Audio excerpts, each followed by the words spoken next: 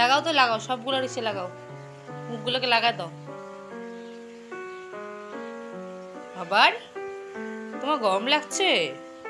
গরম লাগছে তোমার?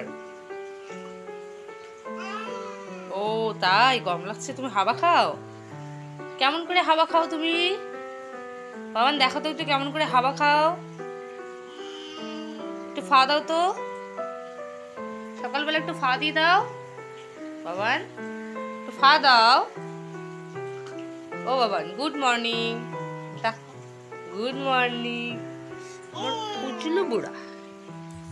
নমস্কার সবাইকে, ব্লগ উইথ পায়েলে চ্যানেলে আজকে আরও একটি নতুন ব্লগে তোমাদেরকে স্বাগত। কেমন আছো তোমরা সবাই? আশা করি সবাই ভালো আছো, সুস্থ আছো। আমরাও কিন্তু এখন মোটামুটি ভালো আছি। টুকাইয়ের পাপা, টুকাই, আমি, আমাদের সবার জ্বর কমে গেছে, এখন আর কি মোটামুটি ভালো আছি।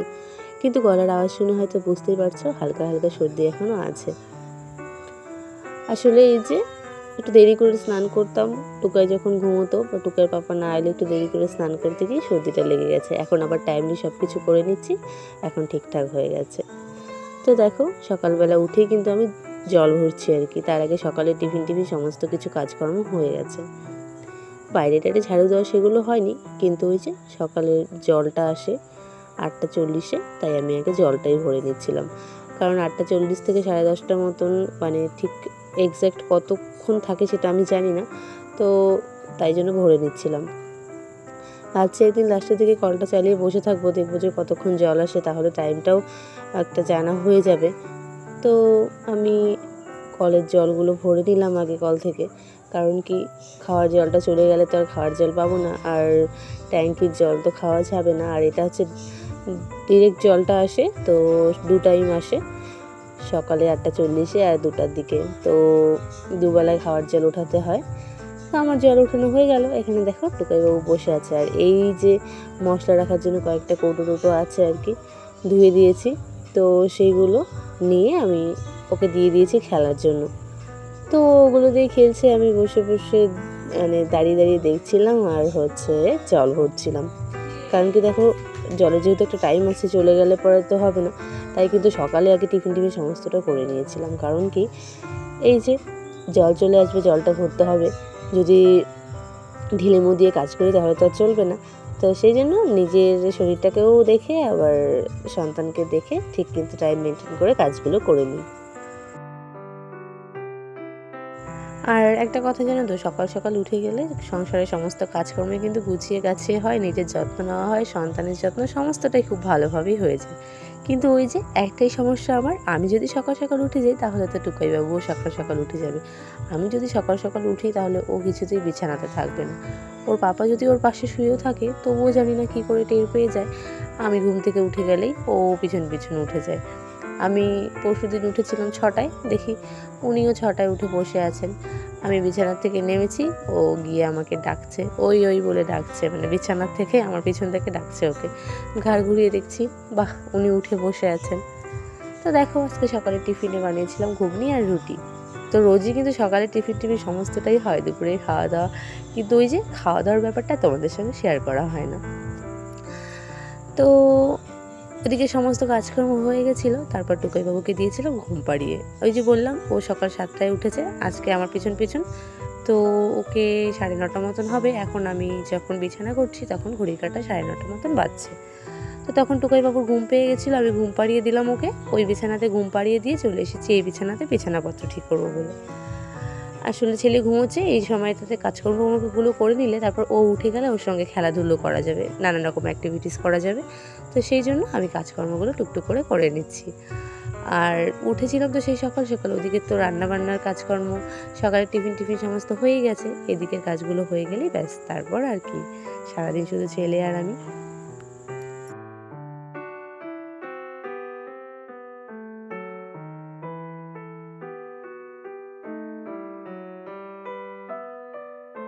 আর জানো তো আমার বিছানাটার অবস্থা কিন্তু একদম খিচুড়ি হয়ে থাকে, মানে টুকাইবাবু সারা রাত্রিতে সারা বিছানায় ঘুরতে থাকে, কোন দিক থেকে কোন দিকে যাবে কোনো খেয়াল থাকে না। আমি রাত্রিবেলা তো মানে একদম যে ঠিকভাবে ঘুমোবো সেটাও আমার মানে হয় না, ভয় করে। কারণ কি টুকাইবাবু তো একদিক থেকে আরেক দিক যেতেই থাকে।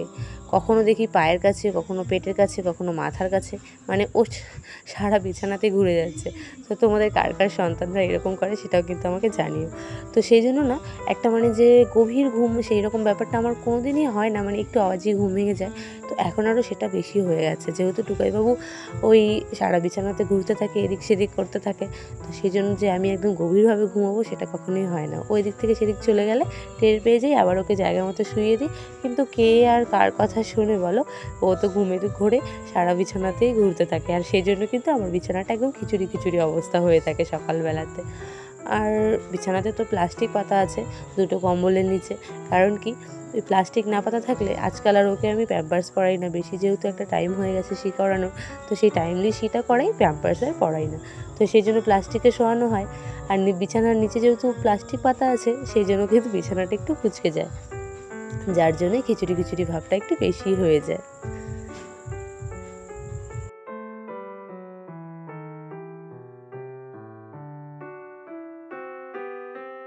সকাল থেকে উঠে যতটুকু পারি নিজের সংসারটাকে গুছিয়ে গাছিয়ে রাখার চেষ্টা করি। তো এইভাবেই কিন্তু আমার দিন কেটে যায়। আর দেখো আজকে হচ্ছে 31শে জুলাই। আজকে মানে আমাদের এই বাড়িতে আসার 1 মাস পূর্ণ হয়ে গেল, মানে 31 দিন পূর্ণ হলো আর কি। তো আমরা এসেছিলাম 1 জুলাই আর আজকে 31 তারিখ। তো দেখতে দেখতে একটা মাসও পেরিয়ে গেল। আসলে ভাবতেই পারি না 1 মাসও হয়ে গেল টুকাইবাবুকে নিয়ে এখানে আছি, একা একা সমস্তটা সামলেও নিচ্ছি। বেশ মানে কেমন একটা অবাক লাগে, তাই না বলো? তোমাদের কি লাগে? লাগলে কিন্তু অবশ্যই জানিও। আর দেখো কাজকর্মগুলো করছি, কিন্তু টুকাইবাবু তখন কিন্তু ঘুমোচ্ছে, ওই ঘরটাতেই ঘুমোচ্ছে, মানে পাশের বিছানাতে। আর আমি মাঝে মাঝে গিয়ে ওকে দেখে আসছি আর ঘরের কাজকর্মগুলো করে নিচ্ছি। আমার তো আবার একটু গোছানো গাছানো ব্যাপারটা আছেই। তো আসলে গুছিয়ে গাছিয়ে রাখলে না নিজের মনটাও কীরকম শান্ত থাকে। দেখবে ঘর দুয়ার যদি দেখো অগোছালো তো কীরকম একটা লাগে না? যত দেখবে গোছানো গাছানো তত কিন্তু দেখতে খুবই সুন্দর লাগে। আসলে এখন একটা মানে সব কিছু টাইম শিডিউল হয়ে গেছে, মানে কখন কি করব, কোনটার পর কোনটা করলে গুছিয়ে হয়ে যাবে, তাড়াতাড়ি হয়ে যাবে, সুবিধা হবে নিজের, আর নিজের সন্তানকেও ভালোভাবে রাখতে পারবো, সেটা কিন্তু এখন বেশ ভালোভাবেই বুঝতে পেরে গেছি। তাই জন্য কাজগুলো করতেও কোনো অসুবিধা হয় না, আর সন্তানকে সামলাতেও কোনো অসুবিধা হয় না। আর আমার টুকাইবাবু তো একটু দুষ্টু আছে, কিন্তু অতটাও মানে না আর কি বলতে গেলে। আর দেখো ও তো বাচ্চা মানুষ, এতটুকু করবেই, তো ওকে সামলে সামলে তো আমাকে করতেই হবে, তাই না? তো দেখো ঘর এটা ঝাড়ু দিয়ে চলে এসেছি বাইরে, এটা হচ্ছে একদম বাইরেটা। তো বাইরের দিকে যেখানে মানে বাইকটাকে রাখে ওই ঘরটাকে ঝাড়ু দিয়ে নিয়ে আমি এইদিকের গ্রিলটার ভিতরটা ঝাড়ু দিয়ে নিচ্ছিলাম। কারণ কি তখন কিন্তু ঘড়ির কাঁটা 10:30 মতন হবে যখন আমি এদিকটাতে ঝাড়ু দিচ্ছি। কারণ ওই যে বললাম টিচার পড়াতে আসে, আর আগে তো সবাই জুতো পরেই ঢুকতো, এখন আর জুতো পরে ঢোকে না। যেহেতু আমি আছি সবসময় ঝাড়ু টাড়ু দিয়ে মুছি, তো এখন বলার পরে আর কেউ জুতো পরে ঢোকে না। তো তবুও আর কি সবাই যেহেতু বাইরের থেকে আসে, তো তারপর একটু ঝাড়ু না দিলে তো হয় না, তাই না বলো? তাই কিন্তু আমি সবাই চলে যাওয়ার পরে একটু ঝাড়ু দিয়ে নিচ্ছিলাম সকালের দিকে। তাই আমি এদিকটাতে আসি না, একবারে পড়ানো হয়ে গেলে যখন টিচার চলে যায় তারপরেই আসি, এসে তারপর পরিষ্কার টরিষ্কার করি। আর এদিকটা তো ঠিক একই অবস্থা, আমি ঘরের দিকটার কাজগুলো সকাল সকাল যতটা পারি করে নিই, কিন্তু এদিকটাতে ওই 10:30টার পরেই আসি, কারণ তখন টিচার পড়িয়ে চলে যায়। আর দেখা একজন লোক পড়াচ্ছে, তার সামনে গিয়ে সেসব সমস্ত ঝাড়ু টাড়ু দেওয়া এসবও তো ঠিক না। তাই কিন্তু টিচার যখন পড়িয়ে চলে যান তারপরেই আমি এইসব কাজকর্মগুলো করে নিই। তারপরে একটু ঝাড়ু টাড়ু দিয়ে নিই, মুছে নিই, কারণ রোজকার কাজ যত পরিষ্কার পরিচ্ছন্নভাবে থাকা যায়। আর আমার টুকাই তো জানোই হামাগুড়ি দেওয়াতে ওস্তাদ, ওকে তো আমি কোলে আটকিয়ে রাখতে পারিই না। যতই চেষ্টা করি যে কোলে রাখবো, কিন্তু না, ও তো সবসময় কোলে থাকার ছেলে নয়। তো সেই জন্যই আমার রোজ দিনই ঘরগুলো আর কি মুছে রাখাটাই মনে হয় ভালো। কারণ রোজ দিন পরিষ্কার পরিচ্ছন্ন থাকলে ওর তো হাইজিনটা মেনটেন হয়। আর ধরো ও বাচ্চা মানুষ, ও তো এখন নতুন নতুন হাঁটি হাঁটি পাপা শিখছে, নিচে তো নামতেই চাইবে, ঘরে তো থাকতেই চায় না একদমই। ধরো ওকে কোলে নিয়ে রাখবো যে সবসময়, কোলে ধরো নিলাম আমি 2 মিনিট 5 মিনিট আছে বলে, কিন্তু না, ও কোলে থাকতেই চাইবে না, নিচে নামার জন্য জেদ করতে থাকবে। তো সেই জন্য নিজগুলোকে যতটা পারি পরিষ্কার রাখার চেষ্টা করি। রোজ দিনই একবার হলেও মুছে নিই ব্যাস, কারণ একবার মুছে নিলেই তো অতটা দরকার নেই।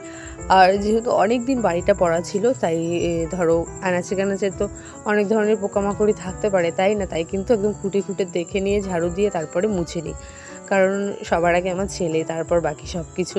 তো ওর যদি কোনো অসুবিধা হয় তাহলে সেটা কি মানা যাবে বলো? তো সেই জন্য কিন্তু যাতে পোকামাকড় না থাকে তাই সমস্ত কোনা টোনাগুলো দেখে নিই, ঝাড়ু টাড়ু দিয়ে মুছে নিই, যাতে পরে ও হামাগুড়ি দিতে থাকলে ওর কোনো অসুবিধে না হয়। আর যদি ওর অসুবিধা না হয় তাহলে আমাদের সব থেকে ভালো, আর ও ভালো থাকা মানেই কিন্তু আমরা ভালো থাকি।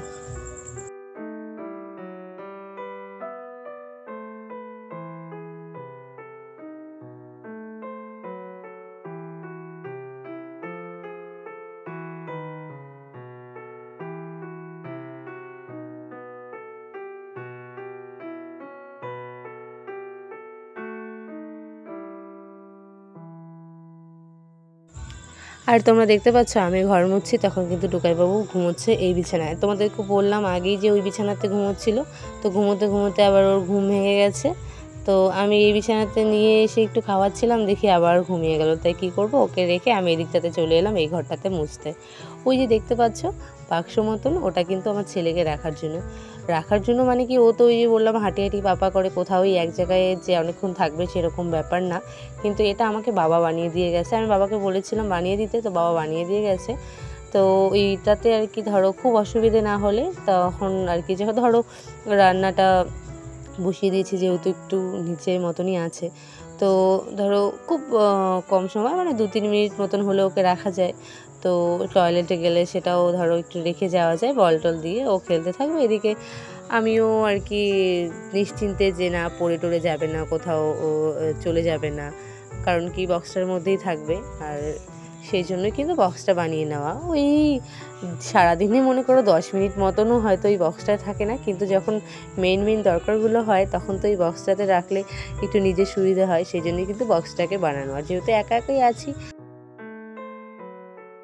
আর এভাবেই সকাল থেকে উঠে আমি সমস্ত আমার সংসারের কাজগুলো একা হাতে করে সংসার সামলে, বাচ্চাকে সামলে বেশ দিন কাটিয়ে দিচ্ছি। ভালোই কাটছে, মানে একটু একটু বলবো না, অসুবিধে হয়তো মাঝে মাঝে হয়, কিন্তু না সেটা কিন্তু এখন অভ্যেস হয়ে গেছে, বেশ মজাই লাগে। টুকাইবাবু আবার ঘুমোচ্ছে, তো এখন তো আমার সমস্ত কাজ কমপ্লিট হয়ে গেল, মানে এই ঝাড়ু দেওয়াটা হয়ে গেলে কিন্তু ঘরের সমস্ত কাজকর্ম কমপ্লিট। তোমাদের তো আগেই বলেছি সকাল সকাল রান্নাবান্না সমস্ত করে নিয়েছি, আর এখন সারাদিন কোনো কাজকর্ম নেই, স্নান শুধু বাকি টুকাইয়ের আমার, আর হচ্ছে ব্যাস তারপরে আর কি ঠাকুরের মাথায় জল ঢাললে, শিবের মাথায় জল ঢাললে আর তুলসী গাছে জল দিলেই ব্যাস হয়ে গেল। কারণ কি এখনও এখানে ঘরে ঠাকুর বসায়নি, তো সেই জন্যই কিন্তু তুলসী তলায় জলটা ঢেলেই ব্যাস হয়ে গেল। তো এই ছিল আজকের ব্লগটা, কেমন লাগলো তোমাদের অবশ্যই জানিও, ভালো লাগলে লাইক কমেন্ট শেয়ার করে দিও, আর নতুন হলে অবশ্যই আমার চ্যানেলটিতে সাবস্ক্রাইব করে পাশে থেকো।